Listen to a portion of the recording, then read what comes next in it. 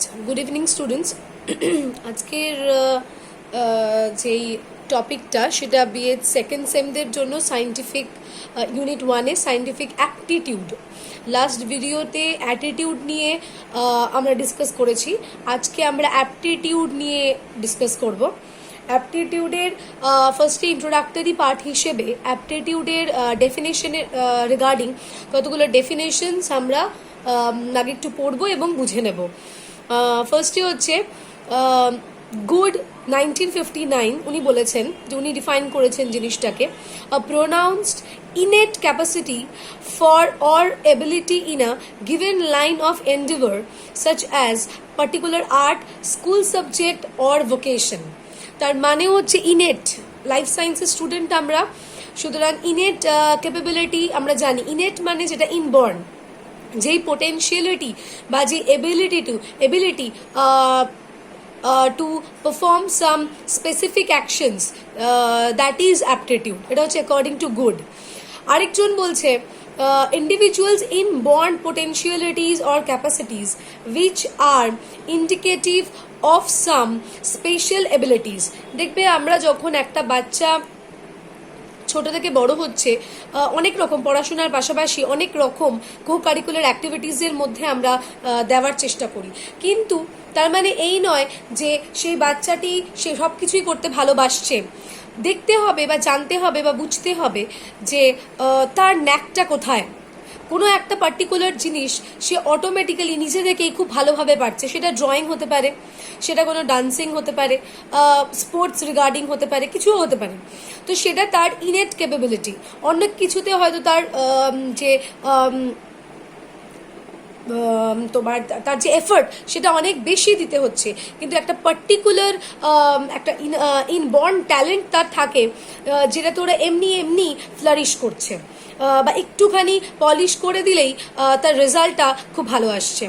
এবার আরেকটা ডেফিনেশন আমরা পড়বো, যেটা বলছে অ্যাকর্ডিং টু রাও 1996, আর natural talent, skill or ability, quickness in learning and understanding.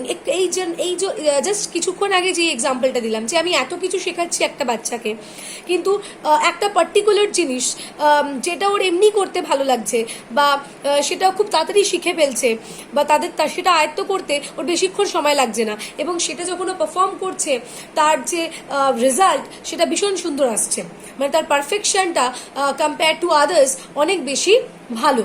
তো এটাকে অ্যাপটিটিউড বলছে, এবং সেটা এই জন্য এটাকে বলা হচ্ছে যে একটা ট্যালেন্ট, একটা ন্যাচারাল ট্যালেন্ট। আবার বলছে এটা কিন্তু কোনো স্কিল নয়, rather it is the capacity মানে ability to acquire that specific skill. এটা স্কিল। এটা আবার একজন বলছে ফ্রিম্যান 1965। তার মানে ইনবর্ন মানে আমরা খুব ভালো মতো জানি, ইনবর্ন মানে হচ্ছে কোনো একটা জিনিস, কোনো একটা পার্টিকুলার ট্রেট নিয়ে জন্মানো। তার মানে এই ক্যাপাবিলিটিটা আমার রয়েছে এবং এটা আমি একটু ফ্লারিশ করলেই বা একটু নারিশমেন্ট পেলেই আমি সুন্দরভাবে করতে পারবো। ফ্রিম্যান বলছেন এটা কিন্তু কোনো হেরিডিটারি বিষয় না, যে জিনের মধ্যে ছিল তাই একটুখানি বলা হচ্ছে একটু নারিশমেন্ট পেলেই খুব সুন্দরভাবে করবে, তা কিন্তু এটা স্কিল বলছে না, এটা বলছে অ্যাকোয়ার্ড ক্যারেক্টার্স। মানে তার ক্ষেত্রেও কিন্তু তাকে অনেক বেশি মেহনত করতে হচ্ছে, তবে একটা পজিটিভ সাইড এটাই যে সেটা করতে ওর ভালো লাগছে বা সেটা করতেও ভালোবাসছে এবং সেটাও জলদি করতে পারছে। তার মানে ওর মোটিভেশনটা সেই পার্টিকুলার কাজটার জন্য অনেকটা বেশি, যার জন্য কিন্তু করতে পারছে। তাই এটাকে কোনো স্কিল বা এটাকে কোনো ইনবর্ন ট্যালেন্ট বলছে না, এটাকে বলছে যে এটা একটা ক্যাপাবিলিটি, যেটা আস্তে আস্তে বা ইভেনচুয়ালি বা গ্র্যাজুয়ালি যত বেশি প্র্যাকটিস করছে তত সেটা আরও বেশি ভালো হচ্ছে। রাও এখানে আরেকটু ডিটেলসে বলেছে, if an individual has no aptitude for a particular type of work, he or she will not be skilled or proficient or proficient in that task in spite of training given to him or her, whereas right aptitude of a person in any specific field indicates his or her ability of acquiring skills in that particular field, on the basis of which a prediction may be made regarding the amount of improvement of that person in that field which further training might affect. আমি আবার এইটা already বললাম যে আমার যে অ্যাপটিটিউডটা বা যে ক্যাপাবিলিটিটা, aptitude মানে যে ক্যাপাবিলিটিটা আছে, আমি ধরো একটা আঁকা শিখছি, সেইটা যত আমি প্র্যাকটিস করব, মানে আমাকে আমার স্যার বা ম্যাডাম যেরকমভাবে শিখতে বলছে, শেখাচ্ছেন, সেটাকে যখন আমি ফলো করে সুন্দরভাবে পারফর্ম করছি, সেটাই কিন্তু এফর্টলেসলি আমি ভালোভাবে করতে পারছি। মানে আমি যদি কালকে শিখে এসে আর জিনিসটা প্র্যাকটিস করা বন্ধ করে দিই এবং প্রায় অনেক দিন পর যখন জিনিসটা নিয়ে আবার বসবো, আমার সেই পারফেকশন কিন্তু আসবে না। তার কারণ হচ্ছে প্র্যাকটিসটা মিসিং। তাহলে অ্যাপটিটিউডটা you can flourish your aptitude বা your capability of doing something special is the practice, is the daily practice. সব সময় আমাকে প্র্যাকটিস রেখে দিতে হবে। আমি গান করতে ভালোবাসি, আমার রেয়াজটা চালিয়ে যেতে হবে। এরকম নয় যে ওটা আমি ভালো পারি, তার মানে আমি যদি একদম বন্ধ করে দিই আমার রেওয়াজ করা, তার মানে আমি কিন্তু আমার দমের ওপর কিন্তু আমি কাজ করছি না।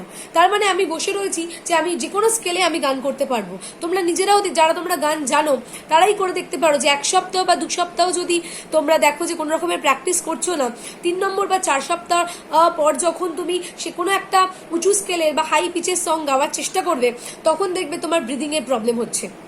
তার মানে এইটাই হচ্ছে ব্যাপার। আবার কেউ জিমন্যাস্টিকের সাথে বা ক্যারাটের সাথে বা সুইমিং এর সাথে রিলেটেড ভীষণ ভালো জিনিসটা করতে পারে বা কোনো স্পোর্টসের সাথে জড়িত।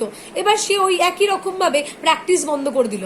যে প্র্যাকটিস বন্ধ করে দিল, করে খুব ভালো সেই ফিল্ডে, কিন্তু যখন প্র্যাকটিসটা বন্ধ করে দিল এবং তারপরে অনেক দিন পর যখন আবার প্র্যাকটিসে গেল, প্রথমত যেই জায়গাগুলো ওর খুব ভালো ছিল, প্রথমত সেগুলো, সেই পারফেকশনগুলো মিসিং থাকবে।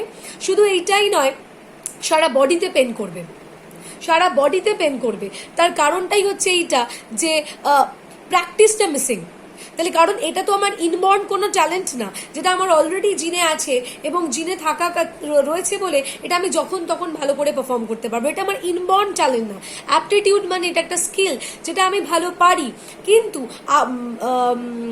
ডিউ টু রেগুলার প্র্যাকটিস আমি ওটাকে আরও ভালো করতে পারি, আরও বেটার করতে পারি, বা আরও অনেকটা বেশি এফেক্টিভ করতে পারি, তবেই আমার কাজে আসবে। এটাই হচ্ছে aptitude.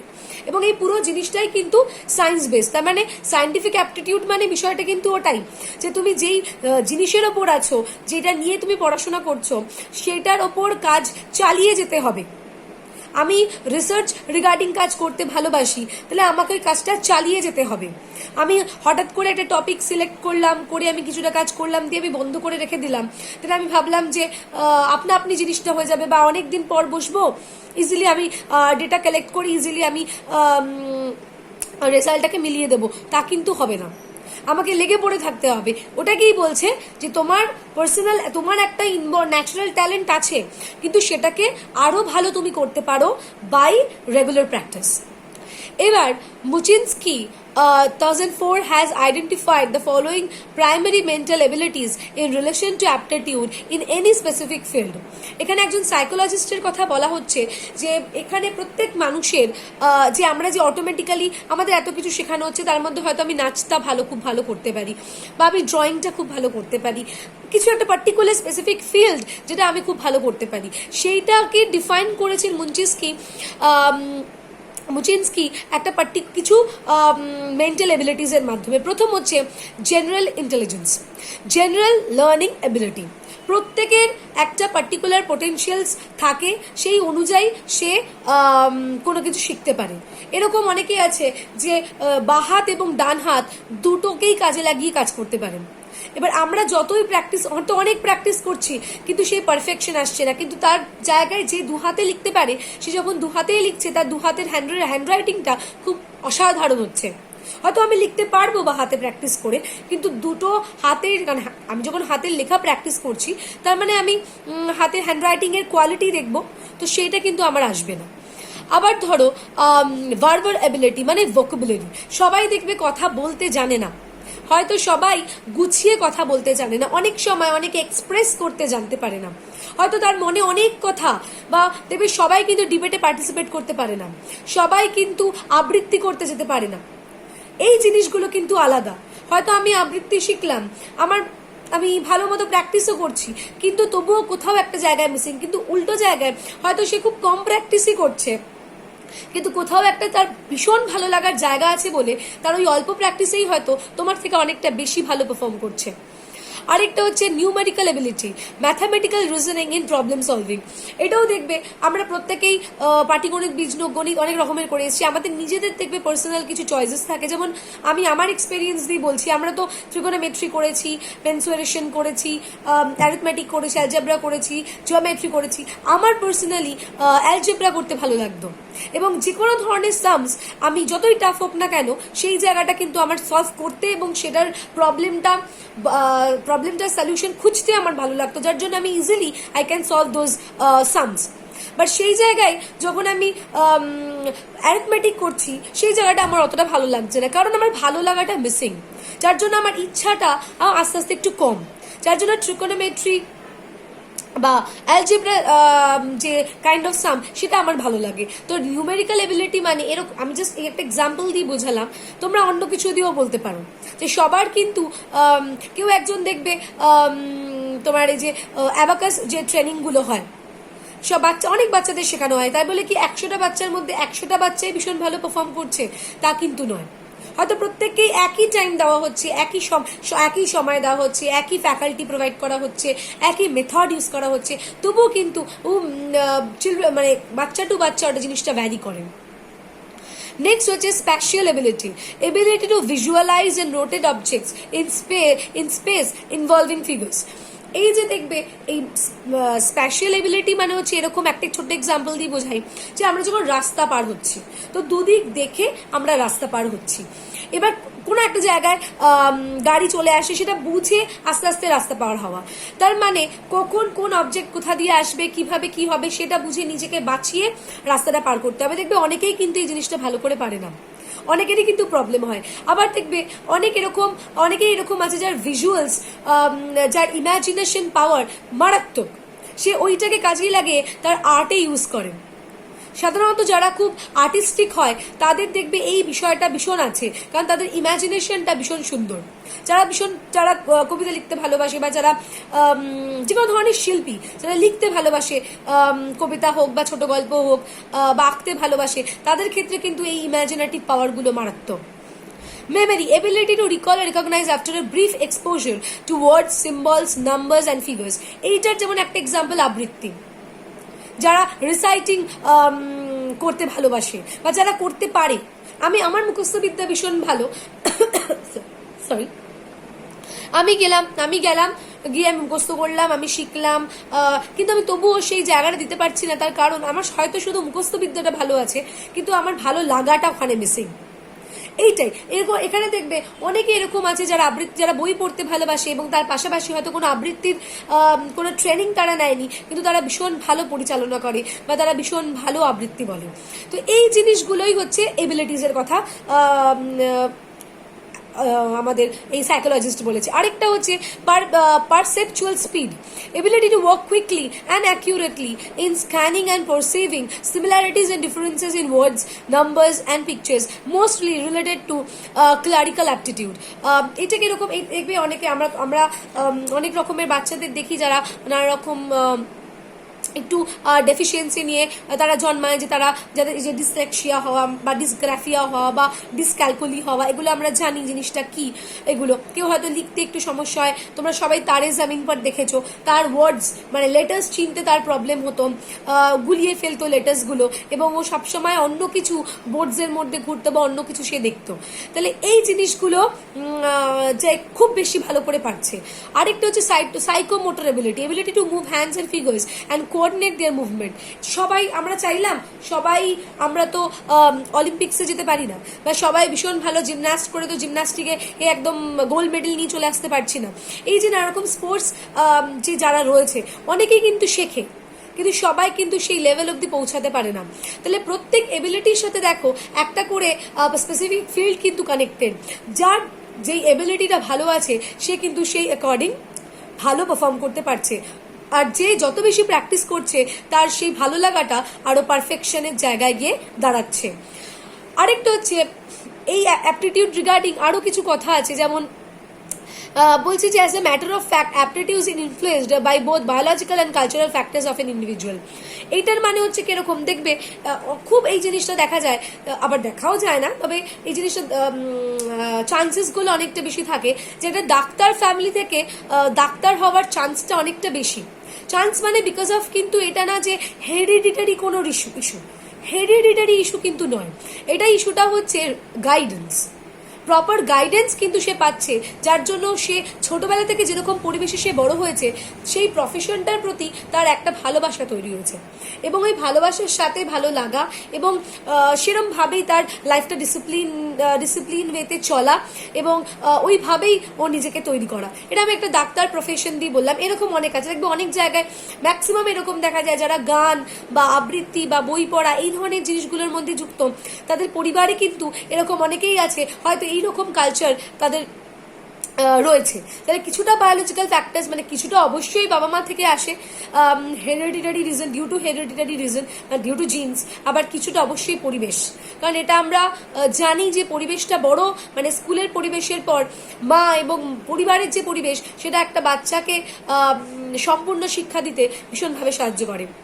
Scientific attitude is a complex of interacting hereditary and environmental determinants producing predisposition or ability in science. Though these abilities, it is possible to predict future accomplishment of a person in science. এটা রাও বলেছে 1969। আমি যেহেতু scientific aptitude বলছি এবং এটা অবশ্যই এর মধ্যে এনভায়রনমেন্টাল ফ্যাক্টরস, বায়োলজিক্যাল ফ্যাক্টরস আর ইনভলভড, তাহলে সায়েন্সকে ডিফাইন করে। অবশ্যই সায়েন্সের একটা ব্যাকগ্রাউন্ড আছে যে হেরিডিটারি কিছু মানে জিন্সের মারফতও আমার কিছু ভালো ট্রেড একটা জেনারেশন থেকে আরেকটা জেনারেশন ট্রান্সমিট করতে পারে। এনভায়রনমেন্ট যে বললাম পরিবেশ, তো পরিবেশটাও একটা ম্যাটার করে, ওটাও সায়েন্স। তাহলে এইভাবে আমার যে কোনো একটা মানুষের মধ্যে তার ন্যাচারাল ট্যালেন্টটা ফ্লারিশ হয়। Researchers has also explained that scientific aptitude depends upon a variety of factors. Presence of certain study skills and persistence in learning science, motivation, satisfaction derived from learning science subjects, socioeconomic factors and cultural background are some of the important determinants of scientific aptitude.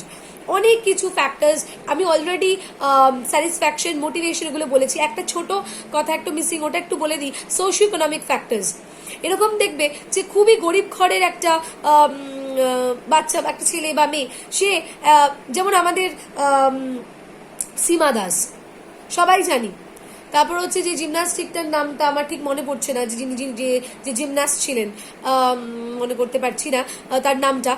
এরা কিন্তু প্রত্যেকেই খুব poor family থেকে belong করে। তার বাবা মা এই ফিল্ডের সাথে যুক্ত তো ছেড়ে দাও, হয়তো এই বিল সম্পর্কে ওয়াকিবহালই নয়, জানেই না জিনিসটা কি কি এর লেভেলস হতে পারে এবং কতটা সম্মান। সীমানা, সরি আমি মিস্টেক করলাম, এটা হিমা দাস হবে, হিমা দাস। এইভাবে যে সে আসামের এবং মারাত্মক একটা রেকর্ড সে করে রানে, তো এইটাই তার বাবা মা নিশ্চয়ই এই ফিল্ডের সাথে কোনোভাবে যুক্ত নয়, কিন্তু সোশিও ইকোনমিক মানে সামাজিক বা অর্থনৈতিক দিক দিয়ে বাবা মা অতটা হেল্প করতে পারছে না, দো তার চেষ্টা বা তার প্র্যাকটিস বা তার ন্যাচারাল ট্যালেন্টের জন্য সে কিন্তু এগিয়ে আসছে। তাহলে অনেক কিছু ফ্যাক্টরস আর important to build up scientific aptitude বা any kind of aptitude in a specific field for an বা অফ অ্যান ইন্ডিভিজুয়াল। একটা ইন্ডিভিজুয়ালের অ্যাপটিটিউড বলতেই এটা বোঝাচ্ছে তার এবিলিটি, তার পোটেনশিয়ালিটি, সে কতটা ভালো সেই পার্টিকুলার স্পেসিফিক ফিল্ডে, এবং তার সাথে হচ্ছে সে সেটা কতটা প্র্যাকটিসের মাধ্যমে সেটাকে আরও ভালো করার চেষ্টা করছে। তো এইটাই হচ্ছে আজকের আমাদের ডিসকাশনের টপিক ছিল। তো তো এই রিগার্ডিং যদি তোমাদের কোনো সমস্যা থাকে তাহলে এটা তোমরা কমেন্টের জায়গায় লিখবে, তো এবং সেটা আমি পরবর্তী ভিডিওতে ক্লিয়ার করে দেওয়ার চেষ্টা করব। এবং এর থেকে বিশেষ কিছু কোয়েশ্চেন আসার নেই, এটা mainly definition related, concept related, এবং এর ক্যারেক্টারিস্টিক ফিচার্স এগুলো অলরেডি বলে দিলাম, এবং কিছু ফ্যাক্টরস, ব্যাস আর কিছু নেই, এইটুকুনি পড়লেই হবে। Thank you.